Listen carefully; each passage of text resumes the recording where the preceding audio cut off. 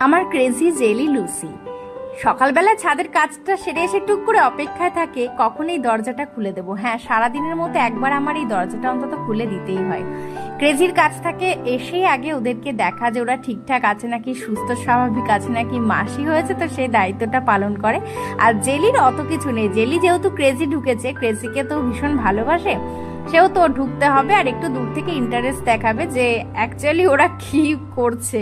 আর Lucy এখানে ঢুকতে ভীষণ ভয় পাচ্ছে, কিন্তু ক্রেজির যখন বাচ্চা হয়েছিল উঠে দেখেছে, আদর করেছে, কিন্তু বুফির বাচ্চার ধারে কাছে যায়নি। আর ক্রেজির ভীষণ সাহস, ও কাউকে পরোয়া করে না, তোয়াক্কা করে না। ওর বাচ্চা দেখতে হবে, মানে যে পরিবেশ পরিস্থিতিতে হোক না কেন ওকে বাচ্চা দেখতেই হবে। তাতে বুফি থাকলেও কোনো অসুবিধা নেই, শুধু আমি থাকলে বা তোমার দাদা থাকলেই হবে। আর এই দেখো পুচকিটা হাঁটছে টুকটুক টুকটুক করে, এখানে জেলি আবার দেখছে, এর আবার হাঁটতেও শিখে গেছে, দেখো কিরকম ভাবে দেখছে পুচকিগুলোকে। আর এইখানে ক্রেজি